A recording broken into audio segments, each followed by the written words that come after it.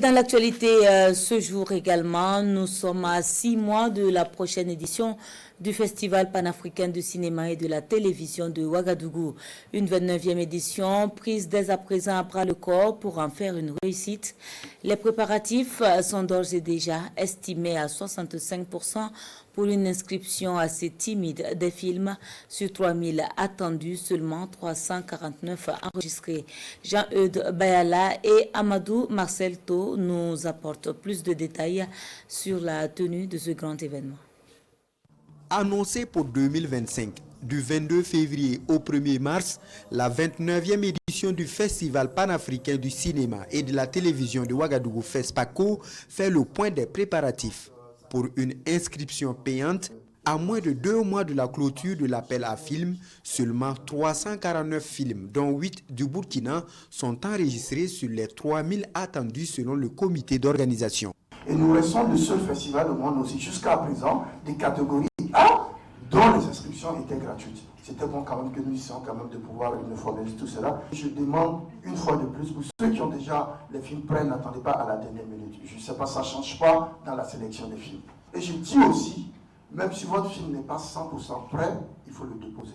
Dans aucun festival du monde, quand je prends le Carnot, Berlina, le Toronto, on dépose toujours ce qu'on appelle encore la copie de travail. Il faut toujours marquer que c'est une copie de travail et qui va être améliorée. Et puis, plutôt que le film est sélectionné ou présélectionné, vous aurez de communication afin que vous puissiez donner la version finale.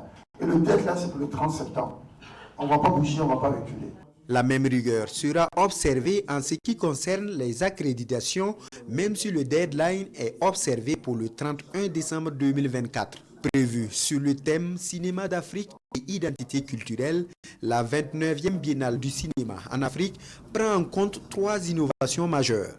Avec le prix du public doté par la RTB, la semaine de la critique et le tapis rouge aux personnalités aspirantes. Une édition avec le cadre à l'honneur.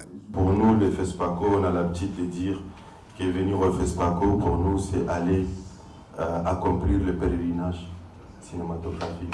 C'est le lieu pour nous de venir communier et aussi exposer notre culture, montrer au monde que voilà, à travers la culture, le peuple s'unisse et aussi l'existence du Tchad, parce qu'au-delà des images qui nous ont attribuées maintenant, on a tendance à l'attribuer à pas mal, donc c'est un pays violent qui a passé de guerre en guerre, mais non, qu'à travers la culture, on va aussi prouver notre existence à travers nos artisans, à travers nos sites touristiques.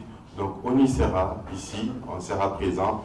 Avec un comité international de sélection de 9 membres de 7 pays d'Afrique et le Brésil, la délégation du FESPACO porte son choix sur le réalisateur malien Souleymane Cissé comme président du jury fiction long métrage. Dans le volet artistique, les cérémonies d'ouverture et de clôture seront pensées et dirigées par Aristide Tarnagda.